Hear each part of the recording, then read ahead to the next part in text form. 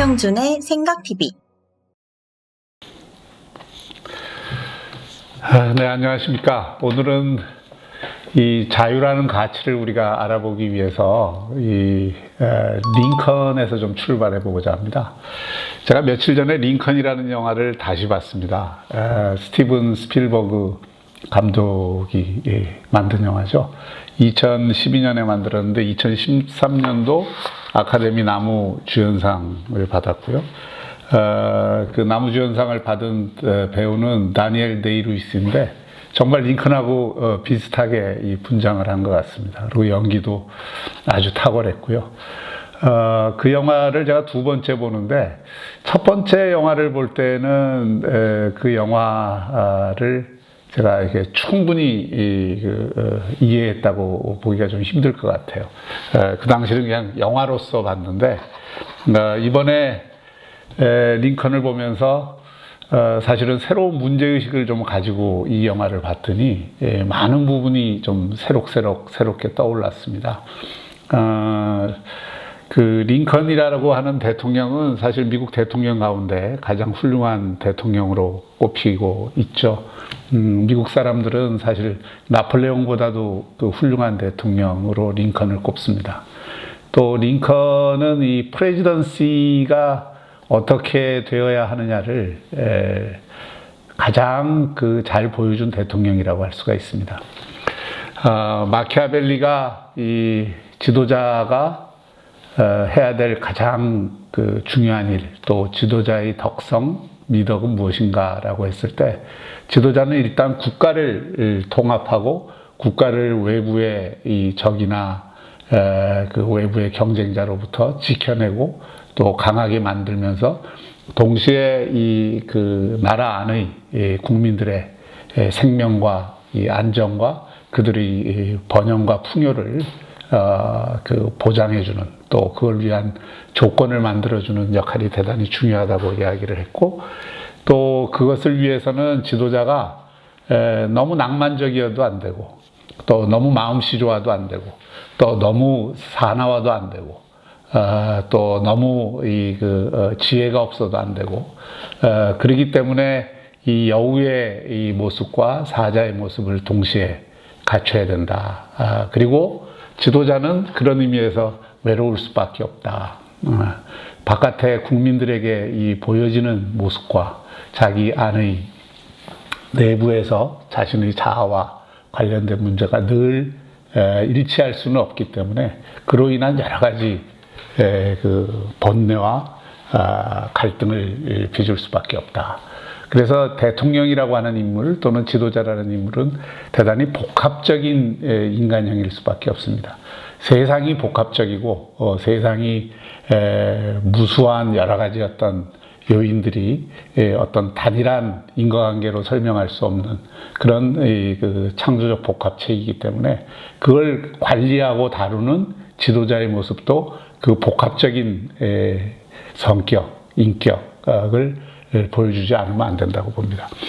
이 영화에서 스티븐 스필버그가 그런 링컨의 복합적인 면모 이런 거를 이제 드러내면서도 그 안에서 어떻게 균형을 잡아가는가 그리고 정말 무엇이 중요한지 가장 중요한 문제와 그렇지 않은 문제를 어떻게 함께 다룰 수 있느냐 또 이상과 현실을 어떻게 조화시킬 수 있느냐 어떤 지도자들은 이상을 세워놓고 또 규범을 세워놓고 또 자기가 믿는 어떤 도덕적 정의 이런 데 집착을 해서 현실을 자꾸 거기다 두드려 맞추려고 그러죠. 지금 현재 우리나라도 그런 문제들이 많이 나타나고 있습니다.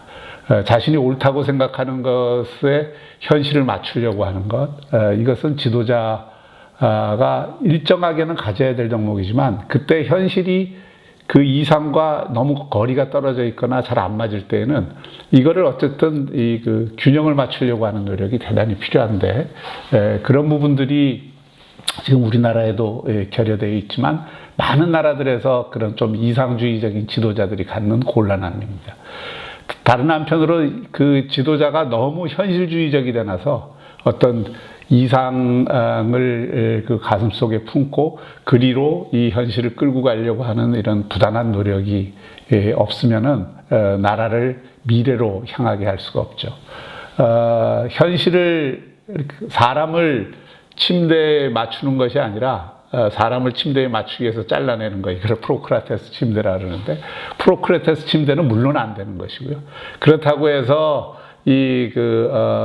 침대를 고쳐가면서 사람에게 좀 더 편하게 만들려고 해야 되는데, 그런 노력을 안 하고 그냥 침대 만들어진 것에 그냥 들어가기만 하려고 하는 것도 안 되는 거죠. 그러니까 현실과 이상을 어떻게 조화시키느냐, 이런 것이 중요한데, 링컨이야말로 그런 면에서 이상과 현실을 조화시키려고 한 그런 그 지도자가 아니었나 싶습니다. 그런 점들이 이 영화의 곳곳에 묻어납니다. 또 링컨이라고 하는 인물 자체, 링컨이라고 하는 대통령의 대통령직 수행 과정에서 끊임없이 부딪히는 문제였고, 그걸 균형을 잡고 조화를 이루려고 하는 것이 링컨이었다. 사실 그 핵심은 이런 겁니다. 노예 해방 문제는 그 독립선언을 할 때부터 그 미국의 파운더들이 고민했던 문제예요. 사실 그 미국의 독립선언문이라고 하는 것은 그 지금까지 나온 어떤 문서보다도 인간의 자유, 그리고 천부적으로 주어진 그 인간의 그 평등한 자유를 처음으로 규정을 했다는 데서 의미가 있습니다. 사실 보면요, 이 독립선언문 자체는 영국의 식민지로부터 미국이 독립하려고 한 것이었기 때문에 해방을 필요로 하는 거잖아요. 그리고 식민지로부터의 독립이라는 것은 결국 식민지 권력이 억압했던 그런 질서에서 자유로운 질서를 만들려고 하는 것이니까 결국 리버레이션, 해방이죠. 그 리버레이션은 리버티를 얻는 거잖아요. 자유를 얻는 거잖아요. 그러니까 자유라고 하는 거를 제일 중심에 두었는데, 그 자유라고 하는 가치를 미국의 파운더들, 건국의 아버지들이 배웠던 것은 바로 영국으로부터죠. 영국의 스코틀랜드 계몽 철학과 영국의 정치 체제, 그리고 영국이 새로운 시민혁명을 통해서 만들었던 그 속에서 이 고양시켰던 자유의 가치를 바로 그대로 따와서 식민지 독립의 논리로 삼았던 겁니다. 독립선언문에 보면은 이렇게 돼 있어요. 다음과 같은 사실을 자명한 진리로 받아들인다. 즉 모든 사람은 평등하게 태어났고 창조주는 몇 개의 양도할 수 없는 권리를 부여했으며 그 권리 중에는 생명과 자유와 행복의 추구가 있다. 이 권리를 확보하기 위하여 인류는 정부를 조직했으며 이 정부의 정당한 권력은 국민의 동의로부터 유래하고 있는 것이다. 첫 부분은 바로 이 천부인권설, 그리고 그 천부인권설의 핵심에 들어가는 내용이 생명과 자유와 행복이다. 이게 사실은 근대 자유주의의 가진 핵심입니다. 생명, 그리고 자유, 그리고 그 자유의 목표로서의 행복. 이게 독립선언문에서 규정하고 있는 거고, 이 정신은 지금 200여 년이 지난 지금도 면면이 자유민주주의 체제를 채택하고 있는 모든 나라들이 받아들이고 있는 원리라고 할 수 있죠. 두 번째 부분은 이 정부라고 하는 것이 그 권력의 원천이 국민이고, 그래서 국민이 동의를 통해서만 이 권력은 형성될 수 있고 운영이 될 수 있다. 다시 말하면 국민 주권의 사상, 그리고 공화주의의 사상을 표현하고 있는 것이라고 볼 수 있습니다. 이 자유에 관한 태제는 크게 세 가지로 나뉠 수가 있어요. 첫째, 모든 인간은 양도할 수 없는 확실한 권리를 부여받았다. 누구로부터? 신으로부터. 이때 이 신이라고 하는 건 물론 미국의 기독교의 하나님이긴 하지만, 그 얘기는 그게 뭐 기독교의 하나님이 됐든 어떤 창조주가 됐든 조물주가 됐든 그런 것과 관계없이 인간은 태어나면서부터 그런 어떤 권리를 갖고 태어났다는 것을 선언한 것이고요. 누구도 차별 없이. 그래서 그 두 번째 원리가 나오는 겁니다. 이러한 권리의 대가로 모든 인간은 평등하다. 평등한 자유를 얘기하는 겁니다. 자유를 얻는 데 있어서 누구는 자유를 얻고 누구는 자유를 못 얻고 하는 게 아니라 그런 어떤 태어나면서 가진 자유는 누구에게도 차별이 있어서는 안 된다는 원리를 표현하는 것이고요. 세 번째는 이 독립선언은 정부는 양도할 수 없는 모든 권리를 현실적으로 완벽히 향유할 수 있도록 개인을 보호해야 된다. 정부의 목적이 뭐냐? 바로 이 개인의 권리, 천부적으로 받은 권리, 생명, 자유, 행복. 이걸 보호해야 되는 것이고 그 중심에 자유가 있다. 자유의 가치를 보호하는 것이 정부의 궁극적인 존재 이유가 되어야 된다라고 하는 것을 천명하고 있는 것이죠. 그러나 이것은 사실 원리적으로 이상적으로 천명된 것이긴 하지만 현실에 바로 적용되기는 여러 가지 어려움들이 있는 겁니다. 어려움이 있을 수밖에 없죠. 현실이라는 것은 무수한 인간들이 자신들의 필요와 이해관계와 뭐 이런 어떤 것들을 통해서 쭉 형성되어 온 거기 때문에 그 자생적 질서 안에서는 온갖 부조리도 있고 불평등도 있고 불완전함이 있을 수밖에 없죠. 어느 날 갑자기 자유를 선언했다 그래서 모두 자유로워진다, 전부 해방 이렇게 되면은 세상이 얼마나 간단하겠습니까? 그런 게 아니죠. 마그나 카르타에서 자유의 권리가 천명된 이후에 명예시민혁명까지도 300~400년이 걸렸고 그 이후에도 300~400년이 걸려야 오늘날 우리가 갖고 있는 이런 자유의 가치와 권리가 실현된 것 아니겠습니까? 미국도 마찬가지입니다. 미국도 독립선언이 일어났을 때 그 당시에 미국은 다 건너간 사람들이, 영국에서 건너간 사람들이 만든 나라고 거기서 인디안들하고 싸워서 그 나라를 건설하고 그러면서 사실 노동력이 없잖아요. 그러니까 노동력이 부족하니까 노예무역을 통해서 아프리카로부터 노예를 수입을 해서 그걸 노동력으로 썼던 거죠. 특히 남부의 농장지대는 그런 노동력이 없었다면 농장을 읽을 수가 없는 거 아니에요. 그러니까 현실적으로는 이미 다 노예를 갖고 있는 거예요.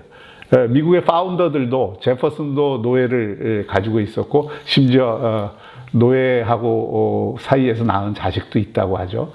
또 뿐만이 아니라 당시 이 건국의 아버지들도 이상으로는 다 자유의 가치를 이야기하고 인간의 노예제도의 그 부조리함을 알고 있었지만 현실적으로는 거기에 기반을 두고 있었어요. 또 하나 미국 역사에서 재밌는 것은 연방정부가 먼저 구성되고 주가 구성된 게 아니잖아요. 그러니까 주가 나름대로 다 주정부를 구성하고 그 다음에 독립선언 이후에 10여 년의 헌법을 만들어서 연방정부를 구성한 것이거든요. 그러니까 그러다 보니까 각 주에서는 주 나름의 법이 있어요. 그리고 그 주들의 법은 노예를 인정한 법들을 가진 것이죠. 많은 주들이 그런 법들을 갖고 있었어요. 그러니까 독립선언에서 이걸 선언하고 헌법에서도 그런 가치를 담아내기는 했지만 현실적으로 각 주들이 그 노예를 소유하고 또 노예를 활용하고 있는 그것을 무시를 할 수가 없었던 거죠. 그 현실을 무시할 수가 없었던 거죠. 그렇기 때문에 미국 헌법에서도 이 문제가 묘하게 이렇게 조금 모순적으로 되어 있습니다. 전체적으로 이 헌법의 정신은 독립선언의 그 정신을 다 받아들여서 연방의 가치와 자유의 가치, 법치의 가치 이런 걸 중심으로 구성되어 있지만 거기 하나하나 조항에 보면은 노예제도를 노예라는 표현은 안 쓰지만 현실적으로 어떤 복종과 의무를 가지고 있는 사람들에 대한 권리는 인정한다는 그런 조항들이 곳곳에 숨어 있습니다. 그렇기 때문에 이제 미국 헌법이 완벽하게 처음부터 노예제도 폐지를 선언하고 시작한 게 아니죠. 그러다 보니까 노예제도가 안 좋다는 것은 다 알고 있지만 현실적으로 쓰고 있는 데서는 계속 주법에 의해서 쓰고 있었던 거예요. 그리고 이 노예제도라고 하는 것은 그 뒤에 헌법이 만들어진 다음에도 1791년, 94년, 1820년 여러 가지 어떤 제도 개혁을 통해서 점진적으로 노예제도를 폐지하는 주들이 많이 생기게 된 겁니다. 그리고 어떤 주들은 좀 늦게 가고 그럴 수밖에 없는 게 미국이 북부는 공업지대고 남부는 농업지대고 그러니까 공업지대에서는 굳이 이 노예들을 많이 써야 될 필요가 없고 또 이 북부는 청교도들이 많이 들어와서 살던 데이기 때문에 그들은 기독교 정신에 입각해서도 이 노예제도를 인정하기가 좀 어려웠던 거고, 반면에 남부지대는 이게 면화농업지대고 노동력이 많이 필요하고 백인들의 숫자도 작고 이렇기 때문에 노예들을 현실적으로 써야 될 필요들이 많이 있었기 때문에 자꾸 거기에 대해서 그 현실적 기득권과 이해관계 때문에 늦추려고 했고 또 그걸 반대를 했던 거죠. 또 그런 가운데에서 백인들 가운데 많은 사람들이 어떤 생각을 갖게 되느냐면, 흑인과 백인은 기본적으로 이 좀 인종적으로 다르다. 지금도 이제 미국의 KKK단 같은 경우에 그런 생각을 갖고 있습니다만은, 백인이 인종적으로 우월하고 흑인이 인종적으로 열등하다라는 생각을 알게 모르게 갖게 되고, 그걸 논리를 갖고 막 설명도 하고 그런 주장들을 하게 돼요. 그러니까 소위 말해서 인종적 평등이라고 하는 것과 법적 평등이라고 하는 것을 구별을 하기 시작합니다. 링컨이라는 영화에서도 보면 남북전쟁 말기에 핵심이 이 영화의 테마가 하원위원회에서 그 수정헌법 13조를 통과시키는 문제인데, 이 수정헌법 13조를 통과시키는 데에도 만일 모든 인종이 다 평등하다 이렇게 주장을 하면은 많은 의원들이 거기에 찬성하지를 않게 됩니다. 그러니까 거기에 이제 그것을 아는 링컨과 또 공화당 지도자들이 이건 인종적 평등의 문제가 아니라 법적 평등의 문제다 이렇게 회피를 하죠. 사실은 마음속으로는 인종적 평등이라고 생각을 하지만 그런 의원들이 다수지만 더 다수의 의견을 모아서 그 법안을 통과시키기 위해서 가장 인종적 평등을 주장했던 그 상원의원도 과감하게 자기가 나서서 우리가 모든 인종이 평등하다라는 것이 아니라 바로 이 법적인 평등을 하느님 앞에서 이 천부인권으로서 인정을 해야 된다라고 하는 주장을 해서 그걸 이제 통과시키는 그 과정이 나옵니다. 이게 현재의 관점에서는 그 과정이 잘 이해가 안 되겠지만 역사의 어떤 그 현장에서 들어가 보면 그게 아주 구체적인 이해관계와 사람들이 생각의 차이들, 이런 관념의 차이들 속에서 문제를 조정하면서 어쨌든 그 권리와 제도를 확보해가는 이런 어떤 복잡한 정치의 그 현실을 보여주는 겁니다. 링컨이 이런 얘기를 해요. 그 대사 가운데서도 나오는데, 나침판이 정북을 가리킨다고 그리로 무조건 가면 되는 것이 아니다. 그리로 가는 데에는 웅덩이와 협곡, 함정과 늪을 통과하는 방법을 찾아야 한다. 현실이라는 것은 내가 생각이 옳다 해서 모든 사람을 나를 따르라 한다고 오지를 않잖아요. 그 사람들의 생각들을 어쨌든 조정하면서 또 그 안에서 여러 가지 이 어려운 그 난관들을 극복하면서 그 이상적인 목표에 한 걸음 한 걸음 다가서는 것이거든요. 근데 중요한 거는 그 나침판을 잃지 않는 거죠. 우선은 그 나침판을 잃지 않는 것이고, 그 나침판이라는 거는 그 당시 19세기 미국의 그 사상사적인 흐름에서 보면 그걸 이제 초월주의적인 이상이라 그러는데, 바로 독립선언문에서 그 신의 이름으로 규정했던 그런 이상, 그걸 이제 초월주의적인 이상이라 그러고, 그 초월주의적인 이상을 가장 강력하게 주장하고 실천하려고 했던 게 세오도르 파커와 같은 이 유니테리언 목사들이거든요. 삼위일체설을 부정하고 예수보다는 하느님 그 정신으로 모든 걸 몰고 가려고 하는 그 유니테리언 교회인데, 그리고 그 영향력이 굉장히 컸어요. 그런 어떤 그 영향력이 큰 교회의 그 사상가가 바로 세오도르 파커인데, 세오도르 파커하고 링컨하고도 이 문제를 둘러싸고 논쟁을 많이 합니다. 세오도르 파커는 상당히 그 급진적인 분이고, 그런 노예제도를 당장에 폐지하는 그런 어떤 그 방법을 취했지만, 링컨은 그 문제에 대해서 아주 현실적인 정치인으로서의 아주 절묘하고 교묘한 전략을 택합니다. 링컨 연구하는 분들이, 어떤 분들은 링컨도 노예 해방 반드시 찬성한 것 아니다, 뭐 이런 이야기들을 많이 해요. 근데 사실 그게 아니고요. 링컨의 그 화법은 또 연설 방법은 이 그리스 이 연설가 페리클레스나 그리스의 유명한 이 연설법, 대화법, 그거는 굉장히 반어법을 많이 쓰고 상대의 이야기를 거꾸로 되돌려서 그걸 굉장히 인정해주는 척하면서 결국은 그 반대의 이야기를 하고자 하는 그런 방법으로 이루어져 있는데 저희 반어법의 그 명수라고 할 수가 있죠. 그의 유명한 연설들, 게티스버그 연설이나 이런 모르는 것들이 그런 어떤 측면에서 우리가 이해를 할 수가 있습니다. 링컨은 그걸 이해한 거예요. 자, 우리가 그 자유라는 가치를 추구하기 위해서는 현실의 그 아주 복잡한 이해관계를 다 뚫고 가야 되는데, 뚫고 가는데 무조건 니들이 나쁘다, 너는 잘못됐다, 그런 이분법적인 논리로 현실을 타개하려면 현실이 타개되겠느냐. 그 힘에 의해서 늘 주장만 할 뿐 실현은 되지 않는다. 이런 아주 현실주의적인 생각을 링컨은 가지고 있었던 거죠. 1850년대에는 민주당이 다 대통령을 잡고 있을 때입니다.